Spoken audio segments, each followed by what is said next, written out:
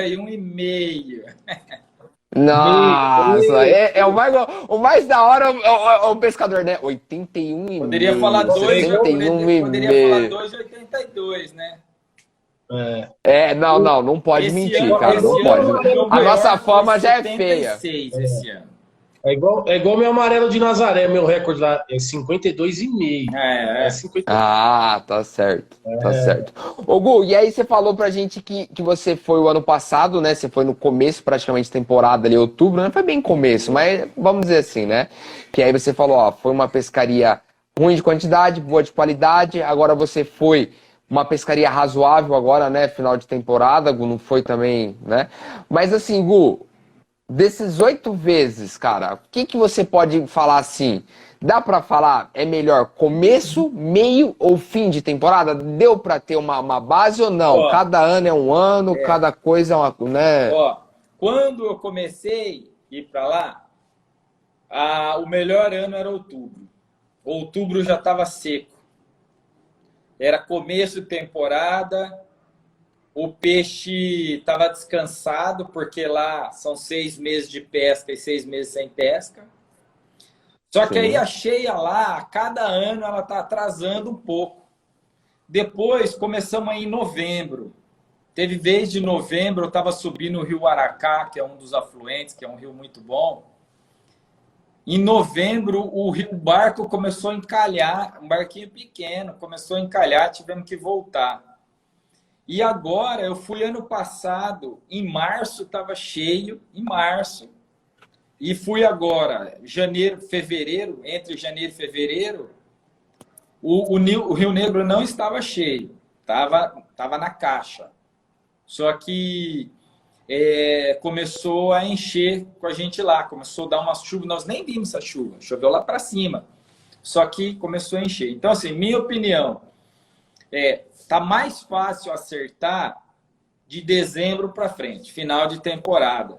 Só que se você Final de acertar, é o que temporada. eles falam, a melhor época, se você acertar a primeira seca do ano, que talvez seja setembro, outubro, a primeira seca, que é muito difícil você estar lá nesse dia, mas quem acertar, arrebenta. Mas a gente que tem que marcar uma pescaria com 1 ano de antecedência, é difícil, né? Se programar, tudo, né? É Porque difícil. assim, É ó, o que difícil o guia acertar, cara. falou para mim essa vez aí? Ele falou o seguinte, que lá chove muito, abril e maio, chove praticamente todos os dias, ele falou. Todo dia chuva, chuva. Abril e maio. Abril, maio, junho, aí julho começa a diminuir, aí vem diminuindo julho, agosto, aí setembro, antes era assim, já começava a secar em setembro, a pescaria começava em setembro lá. Às vezes até final de agosto, mas vamos por setembro. Aí quando entrava o verão deles mesmo, setembro, outubro, não chovia mais. Aí só vinha secando, secando, secando. Muitas vezes, janeiro e fevereiro, eu fui um ano lá em final de fevereiro, começo de março, estava tão seco que o barco não subia muito. Então, assim, o que está acontecendo é que está chovendo no inverno, coisa que o piloteiro falou para mim que antes não chovia, que era sol de rachar. Ele falou, aquela poeira, assim, aquela névoa no tempo, e aquele calor, e o rio só secando. Então, hoje, o que acontece? No meio do inverno, pelo menos nos 2, 3 últimos anos, anda chovendo na época que, teoricamente, não era para chover. E parece que não, mas não precisa de muita chuva para dar uns repiquetes lá, viu? Dependendo do afluente que você tá, chove lá na cabeceira, 1, 2 dias depois, o peixe para de comer. Aí seu piloteiro já começa a falar, o rio está enchendo, o rio está enchendo.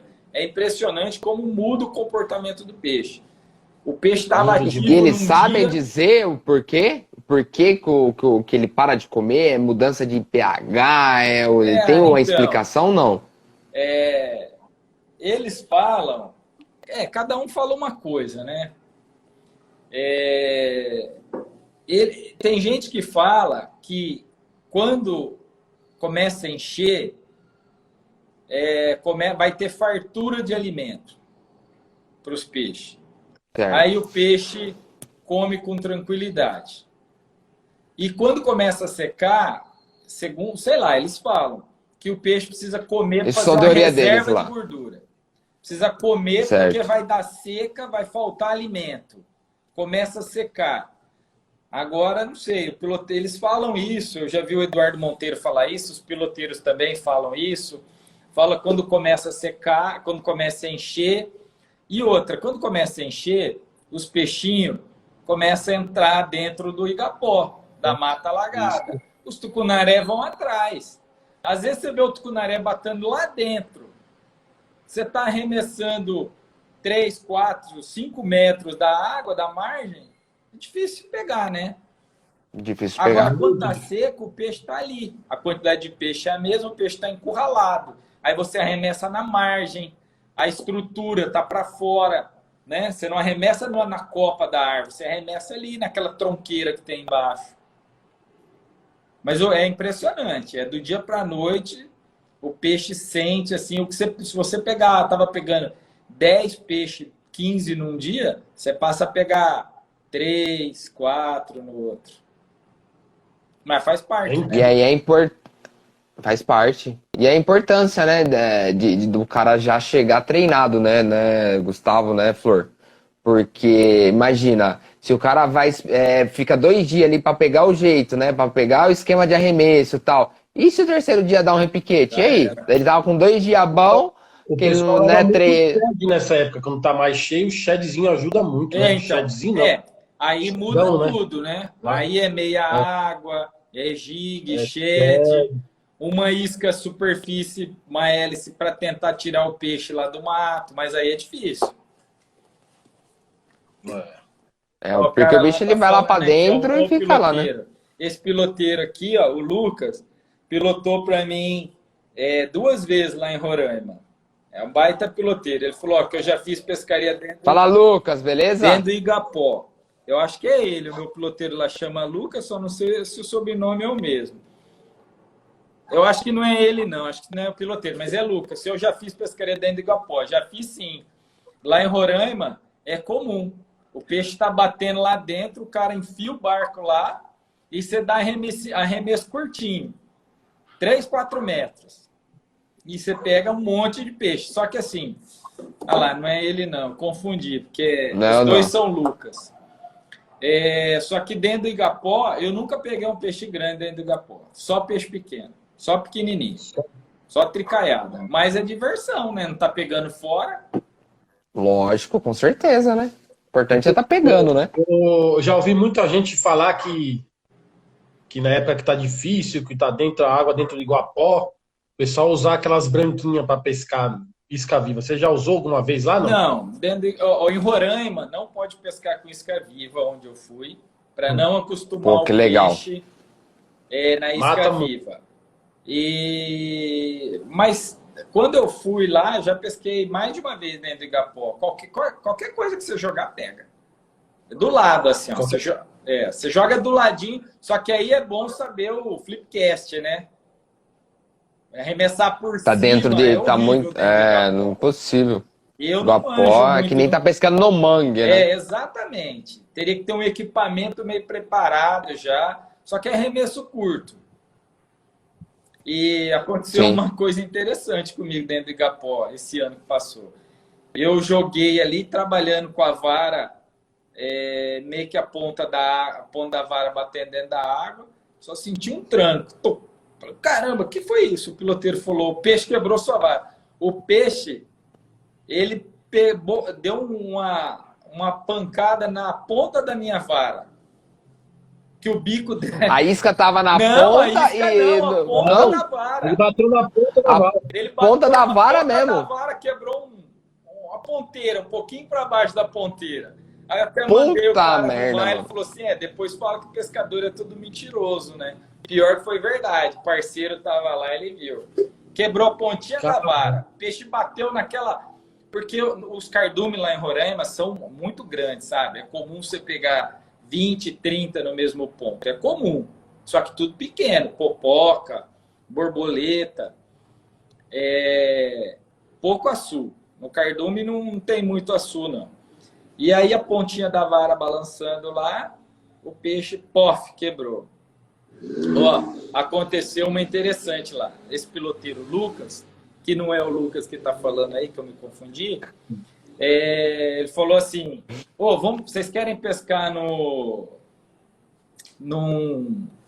Puta merda, vou lembrar o nome. É um afluentezinho com água cristalina lá que tem.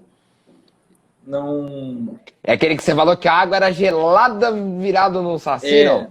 Eu vou lembrar o nome, daqui a pouco eu lembro. Ele falou, só que só pega a borboleta.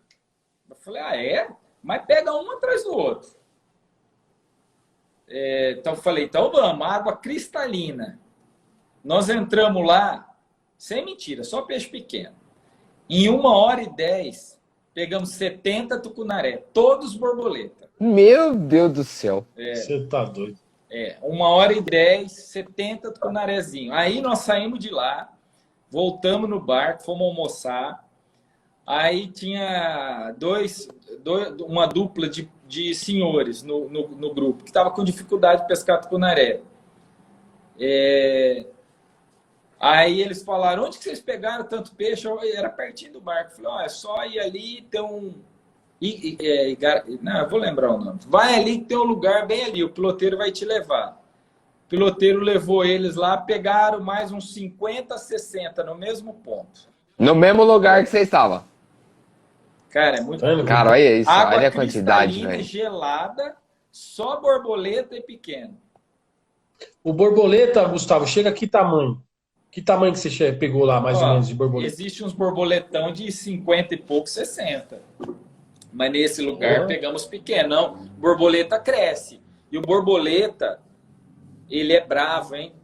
Ele é bravo. Ele dá uma porrada. Por exemplo, o peixe que eu peguei na Pop Queen foi um borboleta. Ele deu uma cacetada que eu achei que fosse um açu, mas era um borboletão.